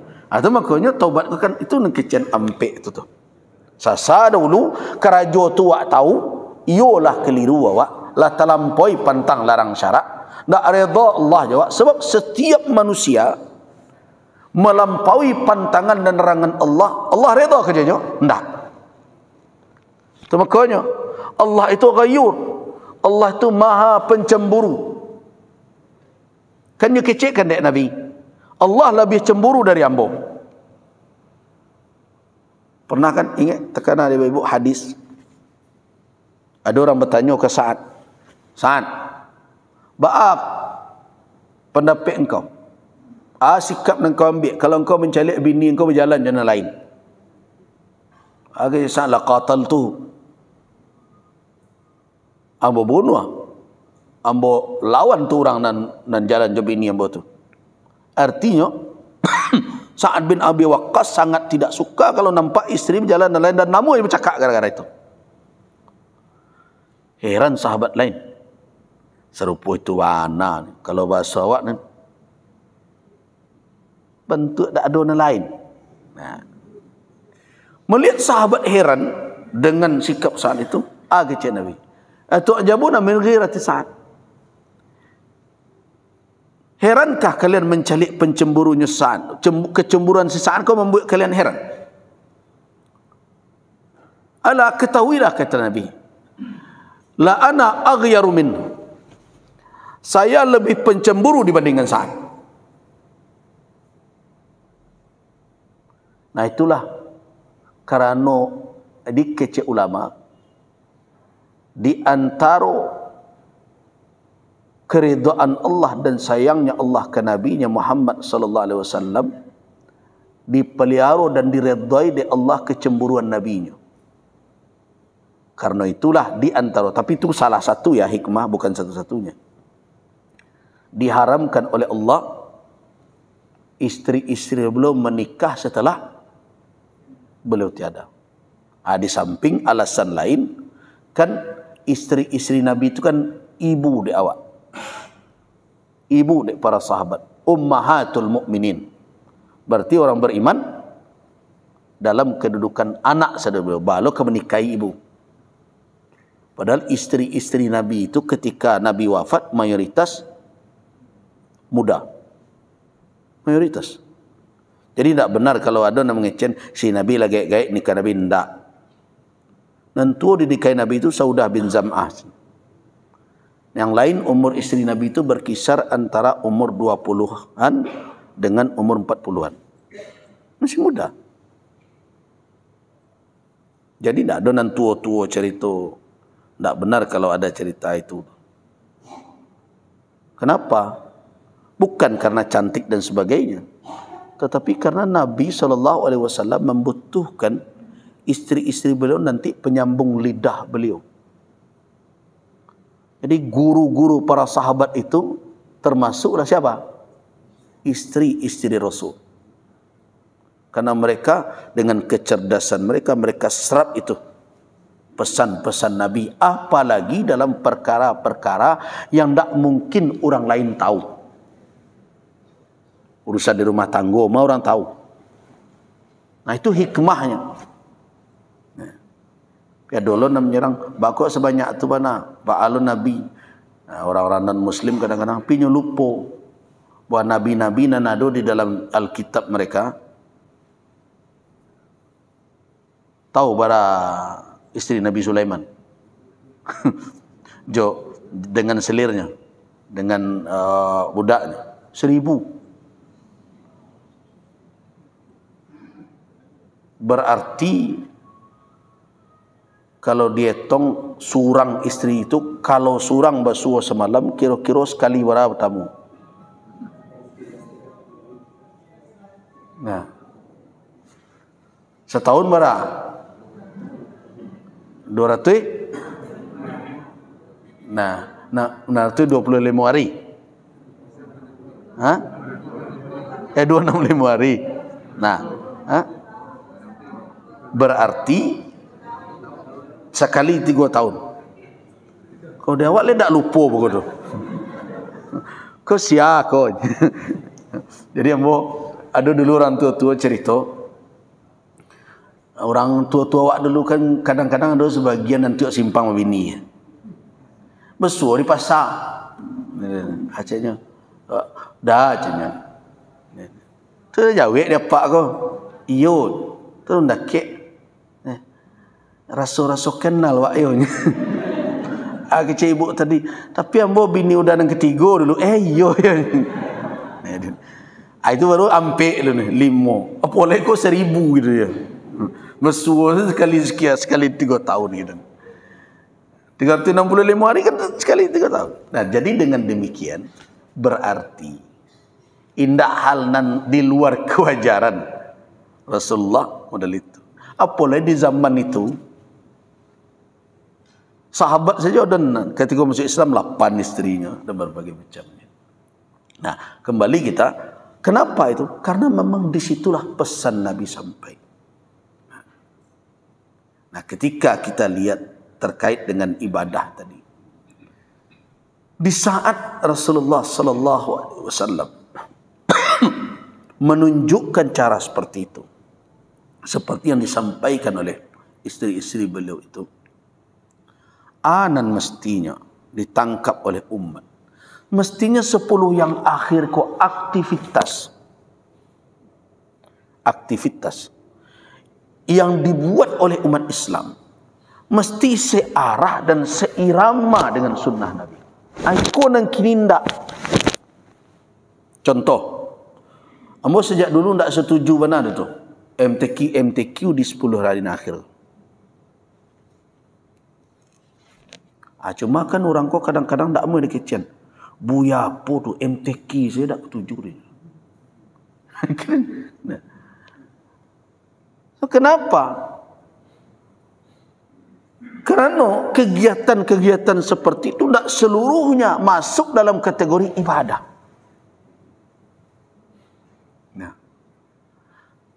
Nah, apalagi sekarang. Bayangkan berbagai kegiatan dibuat. Kok ambo dikejutkan beberapa malam dan petang. Nah, di Pekumbuh, Sekretaris Umum MUI Pekumbuh mau WA. Saya lihat dek buya ko dikirimnya screenshot. Ada musajid baru masuk 10 nan awal membuat fashion show-nya di halaman. Bayangkan itu. Kini bapak dan ibu-ibu kini pergi ke masjid raya. Itu nak nambah ingat kan petang. Oh, Pemda. Dan kini kan sedang ada rencana kemagih namo Masjid Raya Syekh Ahmad Khatib. Itu usulan MUI masuk Pak Gamawan itu. Syekh Ahmad Khatib itu. Makanya mau sampai ke Pak Gubernur. Ambo bukan tak setuju, sanang hatimu. Karena untuk melahirkan namo itu dulu MUI bermuzakarah itu. Cuma cie saja namo minta Pak Gubernur. Jangan hilang jajak ulama. Jangan seolah-olah kau muncul saja kemudian. Dahulu dalam rapat diminta oleh Pak Gubernur agar MUI mencarikan nama untuk Masjid Raya Sumatera Barat itu. Dan MUI melakukan kajian, muncullah nama-nama. Nah, ketika dipakai nama orang, ada pula pertanyaan. Nah, lain tak faham lagi nama masjid yang nama orang. Sama ketika nama surau laki, nama Buya Gus Rizal, ada pertanyaan orang. Apa kecian ke orang yang bertanya. Di dalam muzakarah itu jadi dikaji. Mana lebih dahulu muncul masjid bernama tokoh negeri dan kaum dibandingkan nama-nama dan kini. Kalau dikaji secara sejarah, nama-nama dan kini kok aneh dalam sejarah. Ada Masjid Taqwa namanya, ada Masjid An-Nur namanya, ada Masjid Mukhlisin namanya, ada Masjid Muhsinin namanya, ada Masjid Nurul Islam, Nurul Sakinah. Memangnya dalam sejarah masjid nama dia itu namanya. Masjid dahulu ketika dinamai dinisbahkan ke siapa? 3 sajanya. Secara garis besar mayoritas ya. Yang pertama nama masjid itu dinisbahkan ke nagari tampaknya berada. Itu di Minang dipakai dulu tuh. Contoh, atau pegama surau buah macang, surau mudia, surau tepi air. Nah, memang begitu dahulu. Masjid ketika dibangun dahulu Masjid Quba. Karena daerah itu daerah Quba. Nah, termasuk juga Al-Masjidil Aqsa. Nah, ini sebahkan ke Tampek Al-Quds. Karena itu daerah memang Al-Quds. Itu satu. Yang kedua, nama masjid itu dipakaikan nama apa? Nama kabilah. Nama kabilah. Contoh, Masjid Bani Muawiyah yang kini dikenal dengan nama Masjid Al-Ijabah. Itu Masjid Bani Muawiyah. Kemudian alai Masjid Bani Salimah. Bani Salimah itu suku, kabilah, yang kini dikenal nama Masjid Al-Qiblatain. Ini Masjid Qiblatain itu masjid mana mau dulu? Masjid Bani Salimah. Kemudian apa lagi? Masjid Bani Salim bin Auf yang terkenal kini nama Masjid Jumu'ah. Jadi dulu masjid-masjid itu satu dinisbahkan kepada nama kampungnya, dan kedua dinisbahkan nama suku, nama membangun dan mengelola masjid. Dan ketiga, masjid dinisbahkan kepada orang. Pertama mana? Masjid Nabi. Dinisbahkan Nabi. Itu makanya nama Masjidun Nabi atau Masjid Nabawi. Dah. Kemudian ketika dibangun di berbagai kota, masjid-masjid dinisbahkan kepada nama sahabat yang pertama memerintahkan membangunnya dan yang menggerakkan umat membangunnya. Contoh, masjid pertama di Mesir, namanya Masjid Amr bin As. Masjid Amr bin As. Kemudian setelah itu Gubernur Abbasiyah mendirikan pula masjid lebih gadang dari Amr bin As. Sampai kini laki ada masjid itu. Namanya Masjid Ibnu Tolon namanya. Nah, kemudian berikutnya ketika Imam Syafi'i wafat, ya, dibangun masjid di samping kubur beliau. Ada lagi nama Masjid Imam Syafi'i. Banyak kalau di Mesir, ada Masjid Sayyidah Aisyah, ada Masjid Sayyidah Nafisah, ada Masjid Sayyidah Zainab, ada Masjid Ahmad Ibn Syubba' Rifai, ada Masjid Sultan Hasan. Nah. Kemudian Masjid Al-Azhar, kenapa dinamakan Masjid Al-Azhar? Nisbah kepada Tampek, karenanya berada di lingkup universitas. Ada yang mengecekkan itu berasal dari kata Zahra. Nah, dia nisbah kepada gelar dari Fatimah, karena yang mendirikan masjid itu adalah awalnya adalah kalangan Syiah, karena yang mendirikan pertama kan Bani Fatimiyah bermadhab Syiah, dan itulah yang kemudian diluruskan oleh Salahuddin Al-Ayyubi dan dijadikan di situ kembali adalah madhab Sunni. Itu konsepnya. Artinya apa? Masjid itu diberi nama dengan apa? Satu, nama tempat. Yang kedua, nama kabilah. Yang ketiga, nama tokoh, alim, berbagai macam. Ada cik lai. Nanti sabut. Adalah peristiwa penting ko ada latar belakang masjid itu terjadi di situ. Ya, contoh orang kemudian terkenal, walaupun di masa Nabi tidak ada sebut Masjid Ghamamah. Dahulu namanya Masjid Musalla. Tu sampai masjid Nabi itu ada Masjid Abu Bakar, ada Masjid Ali, ada masjid apa tu namanya Masjid Musalla ada dahulu. Cuma kebetulan imamnya ketika solat Id di situ Abu Bakar, ketika Id di situnya melakukan. Jadilah Masjid Abu Bakar. Kecil dibuat sebagai apa? Sebagai monumen sejarah sebenarnya. Karena itu tidak dipakai banyak masjid itu. Nah itu pula lah perdebatan ulama dahulu. Akhirnya kita sepakat mulia. Bahkan dari sejarawan magi nama masjid dengan tokoh itu lebih banyak populer dibandingkan dengan nama-nama yang kini berkembang An-Nur berbagai macam. Nah, jadi panjang proses MUI.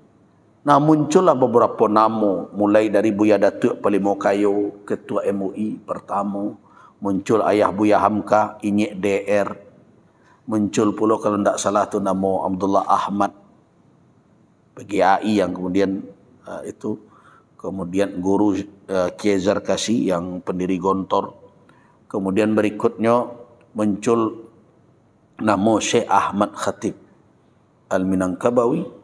Nah, itu nambah sampaikan. Jangan dilupakan jajak itu. Karena nyok hadir dan yakin. Saksi-saksinya masih ada. Makanya kini MUI meminta sebelum ditukar-tukar nama itu, buat bukunya dulu. Sejarah pada masjid. Karena masjid itu ada kaitannya. Jadi Masjid Raya Sumbar itu tidak asari tagaan saja dulu. Ada konsep pembangunan manusia Minangkabau dan terkait erat dengan penanggulangan kelangkaan ulama di ranah Minang. Yang kemudian karena politik berbagai macam dilupakan misi itu. Dan itu salah satu yang membuat sadih ambo, tetapi ambo bersyukur juga kesedihan ambo itulah salah satu dan akhirnya mendorong lahirnya surau di Bukit Tinggi. Sebab tahan tak di situ. Terbentur. Baru saja pemerintahan bertukar. Nah, ambo tidak satu-satu berpolitik tapi disingkirkan dengan alasan ambo orang Gamawan. Nah, itu penyebabnya dulu tu. Nah, jadi ambo minta balik sejarah itu supaya tahu untuk masjid raya itu dibangun. Nah, kini balik ke konsep 10 yang akhir. Petang ambo ingatkan pemerintah daerah. membuat fasilitas di sekitar masjid itu konsep awal masjid. Bahkan dahulu ada konsep Islamic Center di masjid itu.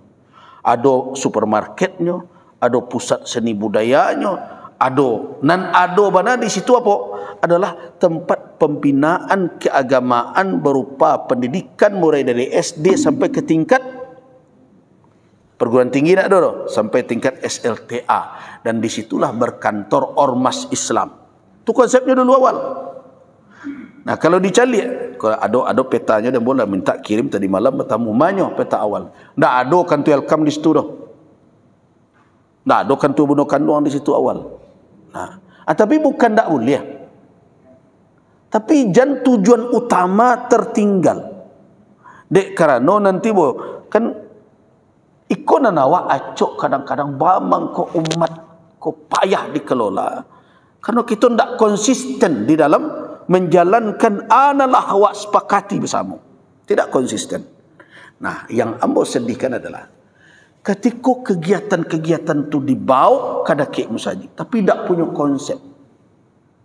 Mau tanya, apa konsepnya? Aturan peraturannya. Di mana duduknya? Tahu tak Pak Ibu? Pernah mau kaji di situ. Ketika promosi filem Buya Hamka, pernah mau sampaikan di situ. Kan disediakan kursi untuk ambo duduk je. Ambo tak tiba. Patang ambo kecian di aula untuk gubernur.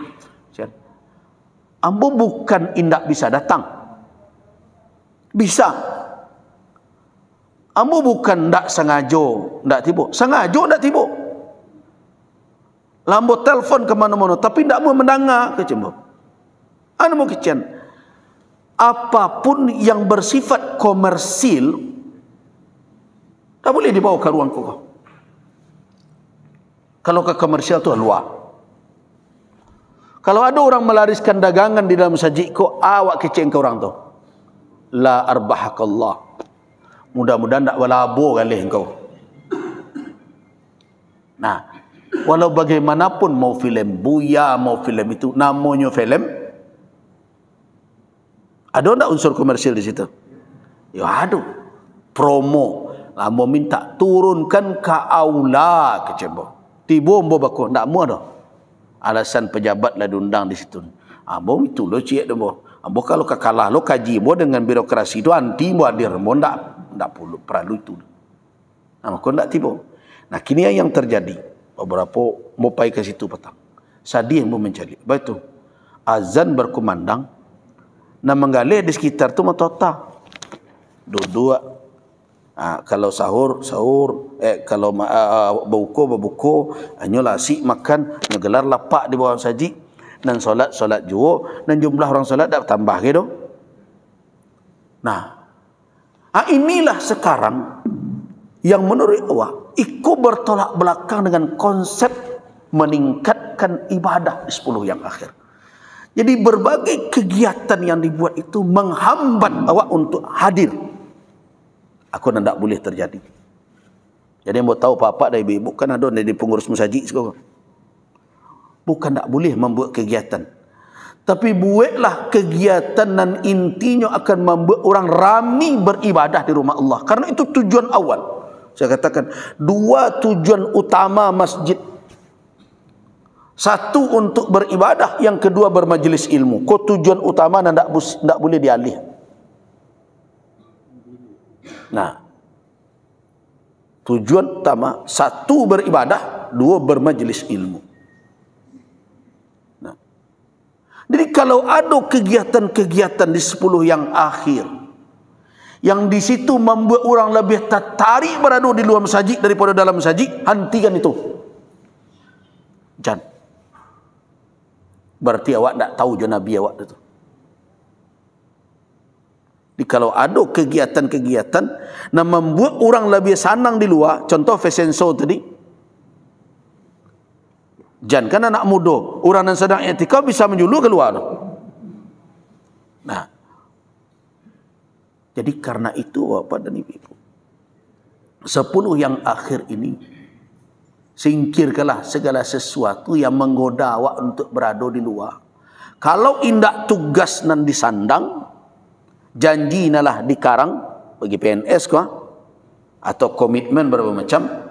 Kalau indah hal yang seperti itu, maka beradalah di rumah Allah. 10 yang akhir ini. Mudah-mudahan dengan komitmen itu, ada nan dapat dia awak kaji ko. Dari perenungan awak, atih nan disampaikan guru. Jadi tidak terlalu aneh-aneh benar kalau ngecian. Kalau awak i'tikaf tu, dapat awak ilmu nan tak diajan. Bu, tapi bukan ilmu tabang, bu. Bukan ilmu jalan di atas air. Kalau itu niat lah keliru tu. Tak itu nak kena dicari. Artinya apa? Kalau kaji kolai dibawa bermanuang, direnungkan, ditungkuk, diterantangkan, dapat kefahaman. Nah, bukan mengerti saja, faham. Nah, disitulah mudah-mudahan ilmu itu menjadi daya dorong. Hidupnya di dalam diri berubah wak di dalam sikap dan perilaku. Nah, itu yang wak harapkan setelah Id tampak itu. Nah, baru wak bisa mengecekkan babakelah puasa dan tahun kini. Wallahu a'lam. Allah tu untuk kini dan insya-Allah untuk pekan yang akan datang awak istirahatkan dulu. Karena Rabunya insya-Allah lain. Beko kok dibuat je acara itu tergaduh lo acara buat kuih ko. Walaupun sebenarnya ambo tetap ngecian Allah tu kuih menguih jo. Nah, fokuslah di masjid di rumah Allah beriktikaf. Nah, jadi insya-Allah nanti setelah Ramadan, setelah Id kita umumkan, mungkin kita libur 2 kali biar agak kadang orang rantau pulang ingin bersilaturahim dengan keluarga ya terimalah mereka, ditambah tentu ada sunat berpuasa Syawal supaya awak mendapat keutamaan berpuasa setahun penuh. Nah, man shama Ramadan thumma atba'ahu 6 min Syawal, siapa puasa Ramadan diiringi dengan 6 hari bulan Syawal, maka seperti orang mempuasakan 1 tahun penuh. Jadi karena itu wak rancang dahulu 2 kali pertemuan, Selasa depan dan Selasa berikutnya kita istirahat dahulu. Tapi bukan bertindak mengaji, kan tak harus hadir. Hanya saja disiko mengaji, tapi membaca Al-Quran, mentadabburi kitab-kitab yang dikarang oleh ulama dan kinilah banyak diterjemahkan, itu diisilah hari yang 10 dengan itu.